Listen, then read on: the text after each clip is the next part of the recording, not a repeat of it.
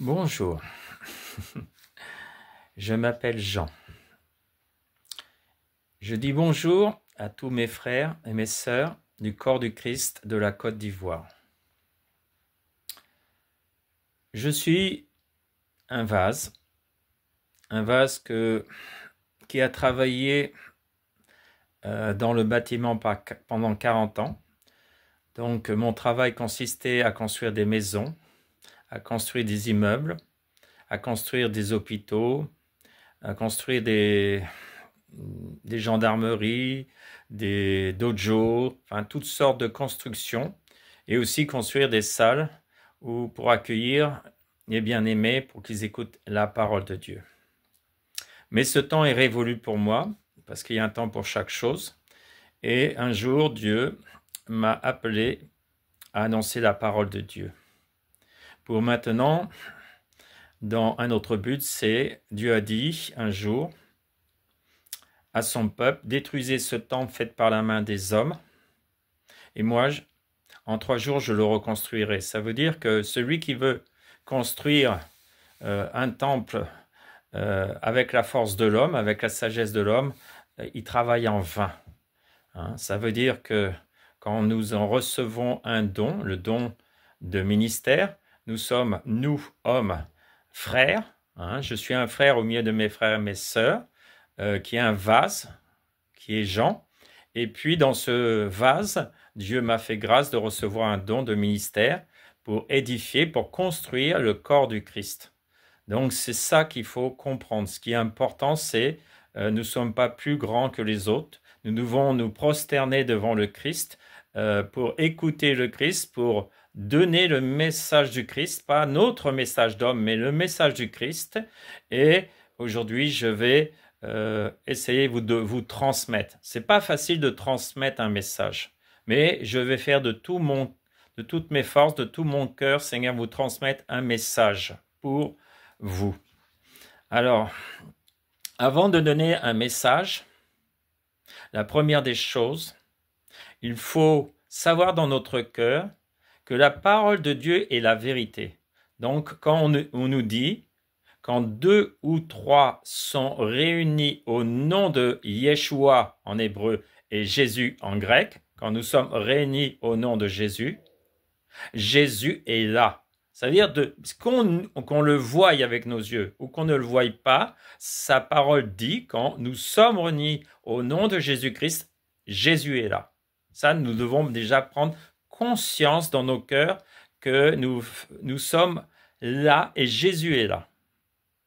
Deuxièmement, une chose que j'enseigne toujours, je suis un vase et quand je vais dans la maison des personnes, je respecte déjà l'autorité, le père de la maison. Donc je demande au père, est-ce que je puis prier dans ta maison? Parce qu'il faut respecter chaque lieu. Ou comme dans une église, je respecte l'autorité de l'église établie, ça veut dire le pasteur. Est-ce que tu me permets d'enseigner dans ton église? C'est un respect, l'autorité. Alors, ce qu'il faut faire, c'est chaque personne doit faire cette prière. Seigneur Jésus, j'habite dans une maison, je t'ouvre la porte de ma maison, viens dans ma maison. Je t'ouvre mon cœur, le cœur d'une personne, c'est la porte. Je t'ouvre mon cœur, viens dans ma maison aussi, faite non par la main des hommes, mais par la main de Dieu. Viens dans ma maison, Jésus-Christ. Et Jésus va venir. Il dit,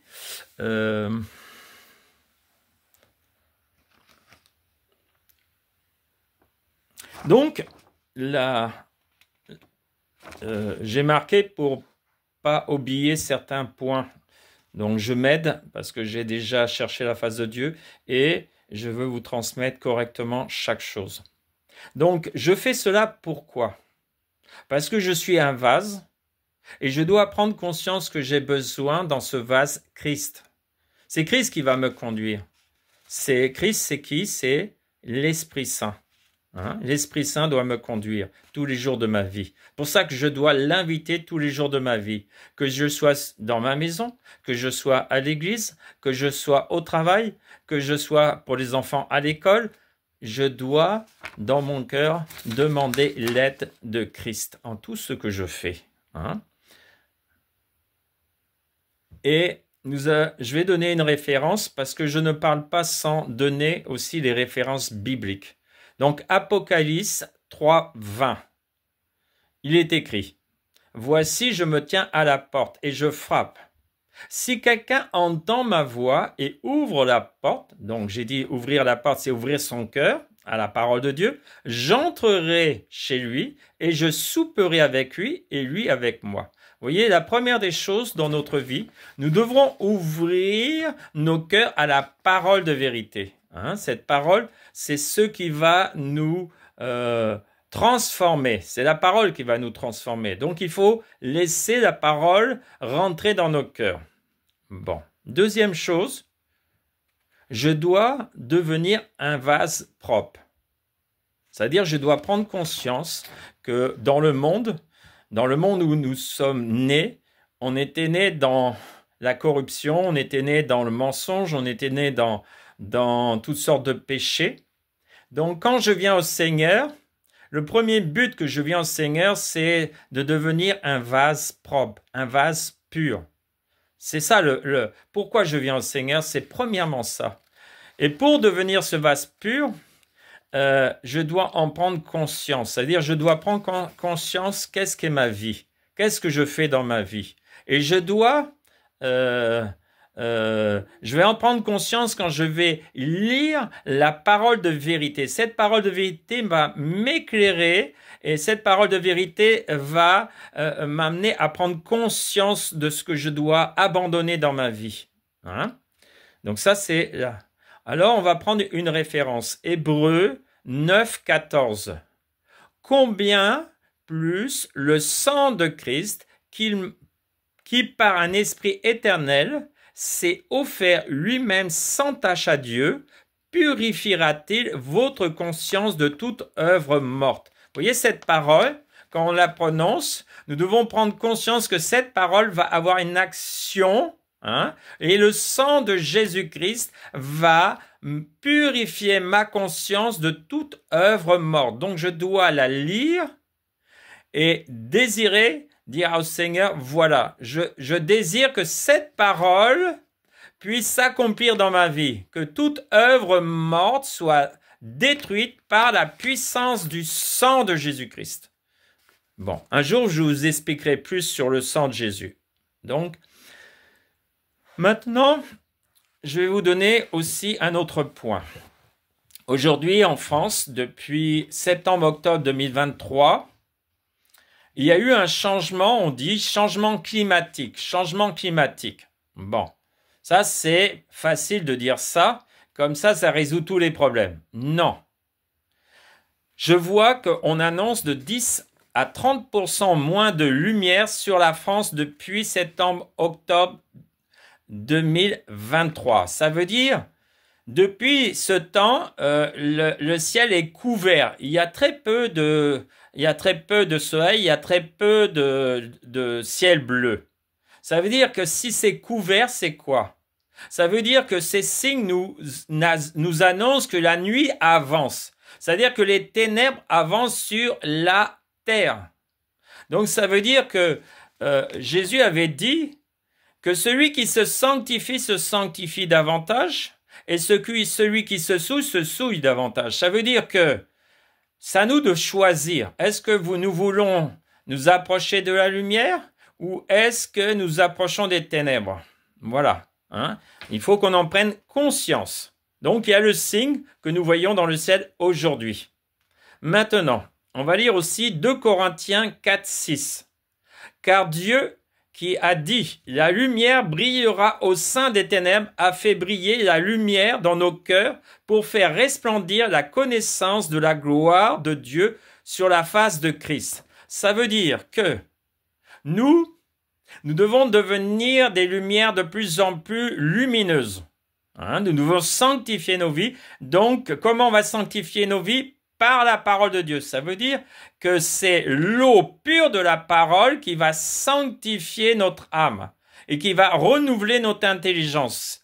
Donc, on va aller encore un peu plus loin. On va lire un autre verset, Jean 1, de 1 à 6. Donc, la source de la lumière que nous devons recevoir dans nos vies. Donc, il est écrit, au commencement était la parole, et la parole était avec Dieu, et la parole était Dieu. Elle était au commencement avec Dieu. Toutes choses ont été faites par elle, et rien de ce qui a été fait n'a été fait sans elle. En elle était la vie, et la vie était la lumière des hommes. La lumière luit dans les ténèbres, et les ténèbres ne l'ont point reçue. Il y eut un homme envoyé de Dieu, son nom était Jean. Bon. La lumière, c'est qui? La lumière, c'est Jésus. La lumière, c'est la parole de vérité. Donc la lumière, quand tu la laisses rentrer dans ton cœur, plus que tu laisses la parole de vérité rentrer dans ta vie, plus que la lumière augmente dans ta vie. Plus que tu connais la parole de vérité, plus que tu connais Jésus, plus que tu vas être éclairé. Hein? Donc, on va lire encore un autre verset. Matthieu 6, 22. L'œil, voyez l'œil, c'est une porte. Et la lampe du corps. Si ton œil est en bon état, tout ton corps sera éclairé. Mais si ton œil est en mauvais état, tout ton corps sera dans les ténèbres. Si donc la lumière qui est en toi est ténèbres, combien seront grandes ces ténèbres? Qu'est-ce que ça veut dire concrètement? Vous voyez, nous avons des yeux. Qu'est-ce que nous regardons? Qu'est-ce que nous regardons? Et Dieu dit, la parole est la lumière. Ça veut dire que si tu cherches Dieu, la Bible dit, Dieu te donnera ce que ton cœur désire. Donc si tu désires la lumière, si tu cherches Dieu, ouvre la Bible. Hein? Et avec ses yeux, lis la parole. Lis la parole. Et cette parole, petit à petit, va transformer ta vie. Petit à petit, elle va changer ta vie. Jésus a dit, recherchez premièrement le royaume et ma justice, et toutes choses vous seront données par-dessus. Ne cherchez pas premièrement tous les biens de ce monde, toutes les richesses de ce monde. Non, Dieu n'a pas dit ça.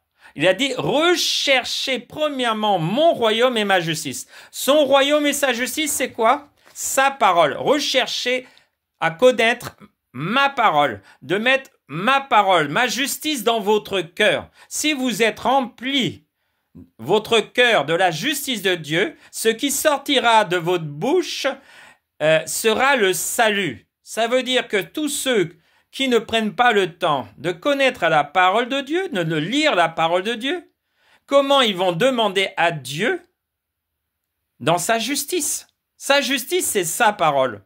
Donc plus que tu vas apprendre à connaître la parole de Dieu, plus que tu la sortiras de ta bouche et plus que tu auras le salut dans ta vie, en toutes choses. Donc voilà.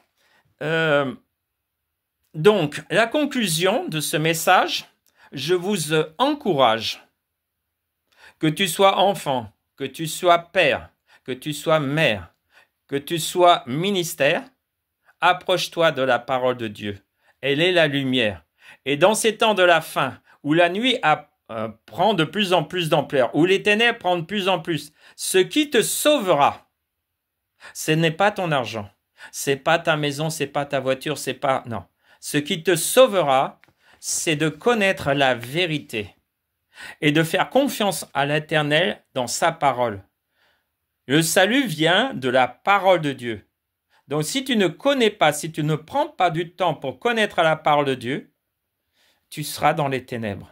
Mais si tu laisses ses yeux éclairés par la lumière, alors tu seras dans la lumière.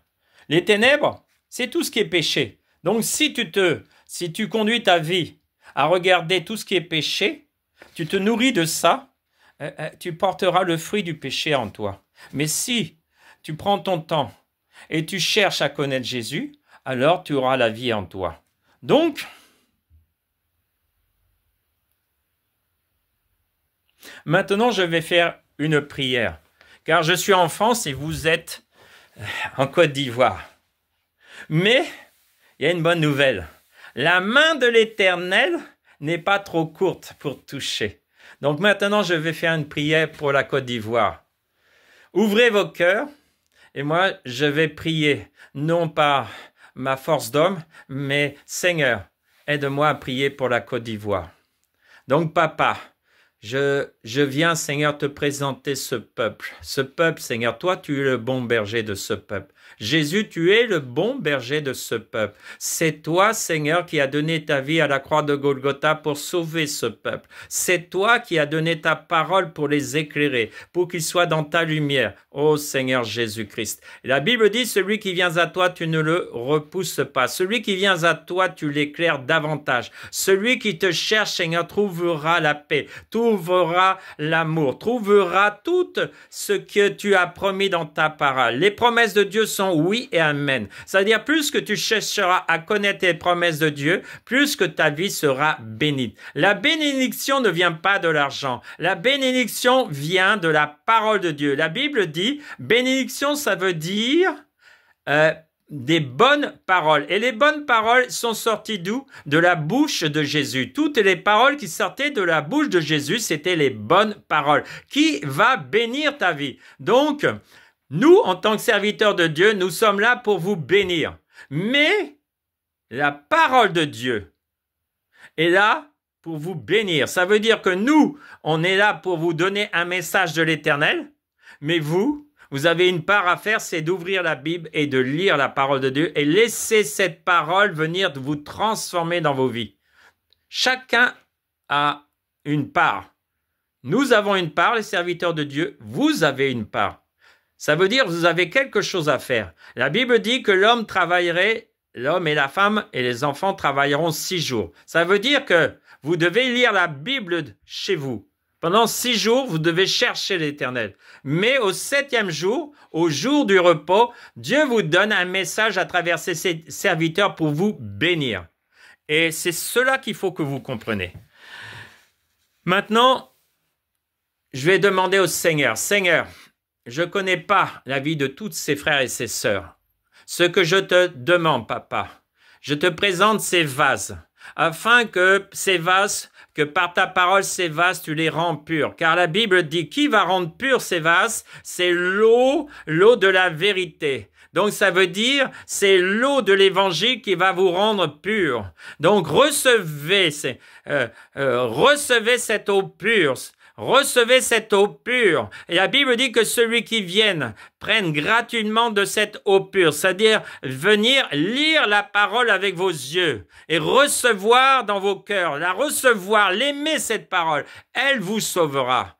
Et Seigneur, merci Seigneur, que toute personne que les ténèbres avaient voilée pour empêcher de voir briller l'évangile de paix, que ces voiles tombe au nom de Jésus-Christ. Je dis au nom de Jésus-Christ que les voiles qui étaient sur mes frères et mes sœurs, qui les empêchaient de voir la gloire de Dieu, c'est-à-dire de voir l'évangile de paix, maintenant ces voiles tombent au nom de Jésus-Christ. Par la puissance du nom de Jésus-Christ. Au nom de Jésus-Christ, ces voiles tombent et que par le sang de Jésus-Christ viennent dans vos vies, vous purifiez maintenant, que le sang de Jésus-Christ vous purifie votre conscience de toute œuvre morte, qui vous purifie de toute œuvre morte au nom de Jésus-Christ.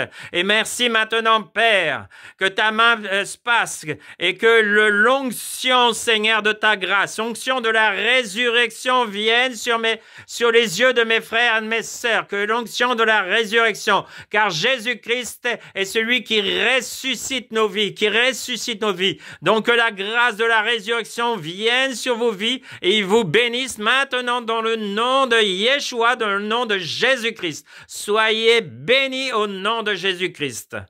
Voilà. Peut-être vous voyez pas bien, mais vous voyez, j'étais concentré dans la prière. Ce qui est important, c'est les paroles que j'ai dites. C'est pas de me voir. Moi, je suis qu'un vase. C'est pas le plus important, c'est pas le vase, c'est la parole. La parole, c'est Dieu. Merci Seigneur. Et voilà, j'ai essayé de vous transmettre quelques mots. Relisez ces versets, cherchez Dieu, hein, et puis devenez ces lumières qui doivent briller de plus en plus pour la fin des temps. Hein, devenez ces lumières. Bon, pour aujourd'hui, je ne vais pas aller plus loin, c'est déjà suffisant. Que Dieu vous bénisse et que son esprit vous accompagne dans vos maisons, dans tout ce que vous faites, que le Saint-Esprit vous aide. Soyez bénis dans le nom de Jésus-Christ. Amen.